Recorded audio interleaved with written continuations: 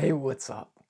I was just planning a trip to Mexico and I thought, it would be really helpful if I made a video teaching you the vocabulary and phrases that you need to know before you go to the United States. In this video, we'll go over all of the essential phrases and vocabulary, such as the words you need for travel documents, booking hotels or Airbnbs, going shopping, going out to restaurants, as well as navigating the airport and asking for directions. I'm Benji, and on this channel, we learn English through interesting topics. Let's get into the video. Travel preparations. To prepare for your trip, there are some things that you're going to need to do, such as maybe get a visa, rent an Airbnb or a hotel, maybe even a car, get your luggage ready, buy a plane ticket, exchange currencies, and maybe even get vaccinated. Let's go into each of these topics. The tourist visa. To enter the United States, most people that are not from these 41 countries will need a tourist visa. A tourist is somebody who goes to a place that they are not from to see architecture, famous sites, culture, and other places in a certain area.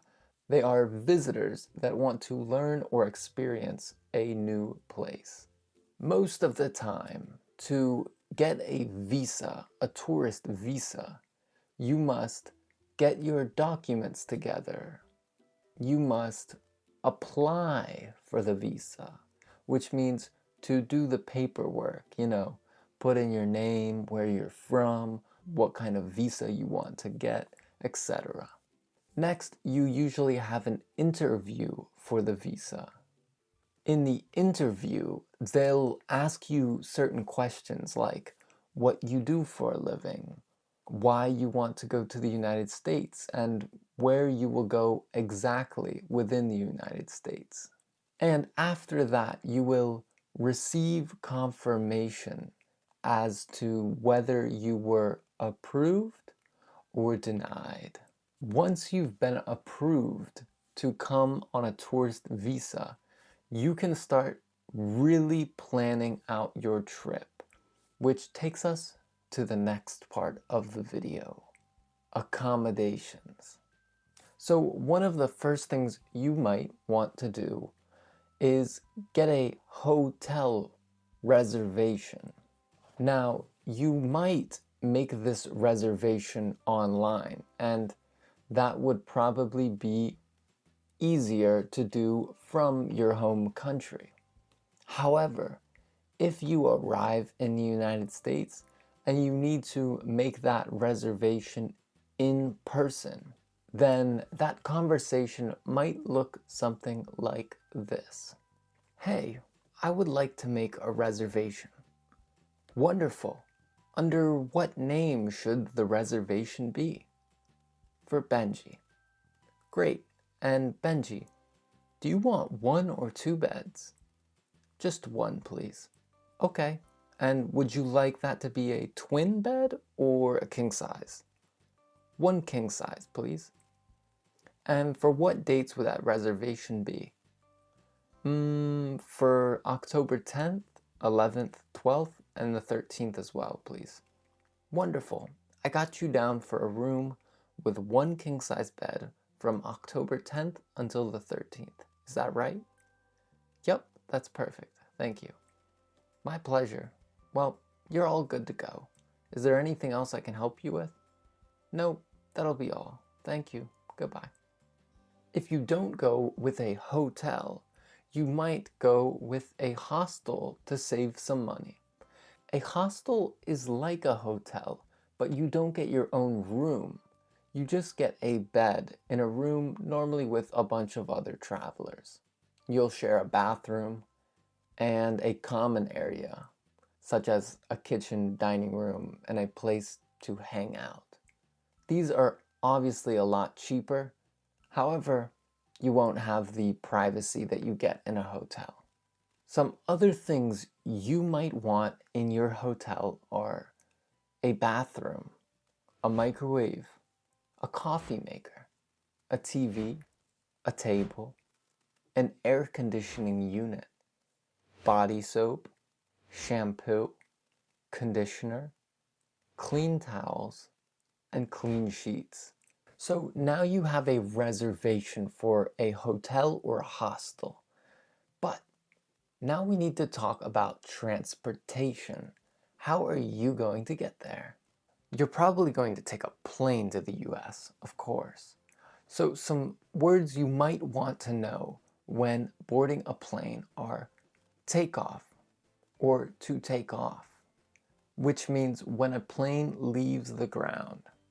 For example, the pilot might say, "We will be ready for takeoff in 5 minutes," meaning we will be ready to get up in the air in 5 minutes. Or you could tell somebody, "My plane is going to take off at 4 p.m. Once you get to the United States, you might want to get a taxi. When trying to catch or get a taxi, simply put your hand up in the air when a taxi drives by. Now, you can either use the phrase to get a taxi or to catch a taxi, although in my region of the United States, to catch a taxi is more commonly used. For example, I tried to catch a taxi, but nobody stopped for me. Or you might want to use a train. The verbs we use for trains are to go by train or to catch a train. For example, I tried to catch the train this morning, but I missed it. Or I really wanted to go by train, but I guess I'll use Uber instead. Or if you want to go by bus, you'll also either catch the bus or go by bus. Both are equally correct. And lastly, you might want to rent a car. However, keep in mind, depending on where you're at in the United States, you might have to be 25 years old to rent a car, like here in Pennsylvania, where I still can't even legally rent a car. Now, some phrases for transportation. If you want to get on the train or a bus, you might want to ask, "Where can I purchase a ticket?" Where can I purchase a ticket for the bus? Or where can I purchase the ticket for the train? If you don't know where the bus station is, you might have to ask a local, "Where's the bus station?" Or "Where's the train station?" And if you get lost in the airport, which I've gotten lost many times, simply look at your ticket and ask a worker, "Hey, do you know how I can get to Terminal B, Gate 34B?" And hopefully they'll be able to help you. So once you're ready to get on a plane, you're going to want to know the 3 types of luggage. There's carry-on, a checked bag, and a personal item. Your checked bag is going to be your big suitcase. This one will go underneath the plane. Your carry-on is usually what you stuff above your seat. It might be a tiny suitcase. And your personal item might be a purse or a backpack. So now you're in the United States. Congratulations. It's time to go out. When we say to go out, it really just means to leave the house or the hotel. And you could do shopping, go to a restaurant, go to a park. All of these are examples of going out. So when you go out, you might find yourself a little bit lost, and you might have to ask some questions about directions. If you need to ask a stranger for directions, always start with, "Excuse me," and then ask your question. So, "Excuse me, where is the park?" "Excuse me, where is the nearest museum?" Or, "Where is a restaurant that you would recommend?" You can also say, "How do I get to whatever? How do I get to the nearest restaurant that you would recommend?" Now, they might give you directions like go straight, turn left, go down the alley on your right. You know what I mean? So here's a quick example of me asking, "Excuse me, how do I get to the bathroom?" Just walk 20 feet down that hallway and you'll find a red door on your left side. That'll be the bathroom. Now, for food and dining, there's some vocabulary that you are going to want to know. Number one, a diner. You'll see these all over the United States. These little places are charming and informal settings to get a bite to eat. Way less formal than a normal restaurant. And usually they'll serve you food faster and for a cheaper price than a restaurant such as Olive Garden or a steakhouse.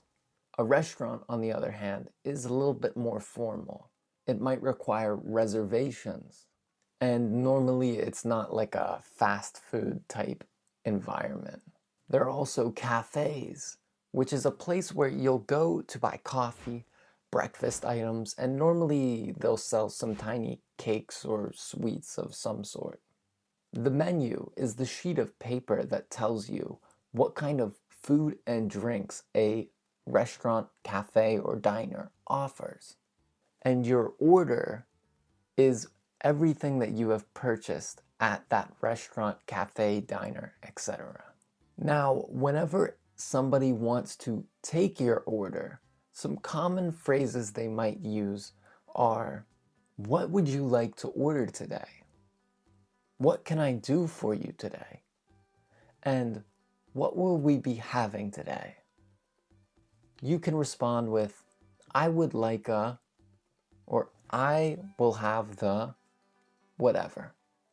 And when you're ready to pay, you can normally just put your hand up and they'll see you and know that you probably want the check. Or you can ask, "Could I have the check, please?" Now, after eating, you might want to talk with your friends about what you thought about the food. So here are some adjectives we use most often to describe food. Number one, delicious, meaning that it tasted amazing. Spicy, meaning that it made your mouth feel hot from the spices or peppers used.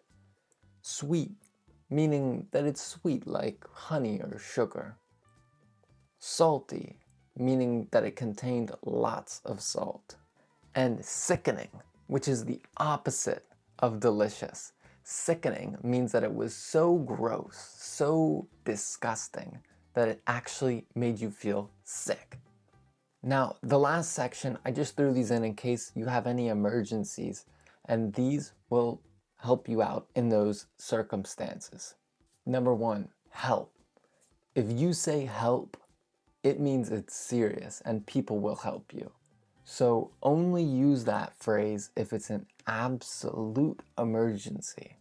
Now, if you need to call 911 or the emergency services, such as an ambulance, police, whatever, then you might want to tell them, "We have an emergency at," and then say the address. For example, "We have an emergency at 310 Indian Creek Drive." They'll ask, "What's the problem?" And you can tell them exactly what's happening. A woman just had a heart attack, or a man just got robbed. You might want to request police, an ambulance, or the fire department, depending on the circumstances that you found yourself in. And Lastly, some phrases that you should always have on the tip of your tongue in the United States. These are very basic, but that's a good thing, because if there's ever a time where your brain blanks out and you can't think of what to say, these phrases will help you get through those moments. These phrases are, I'm sorry, I can't understand you. I speak a little English, but just the basics. Could you speak a little bit slower? And thank you for your patience. Down below, I will leave a PDF with all of these phrases so that you can review them. And as always, for the members, you'll get the flashcards for all of these phrases and words that you didn't understand in this video. If you would like to become a member today, that link will be in the description. It was wonderful to see you again, friend. Have an incredible week, and I'll see you very soon. Goodbye.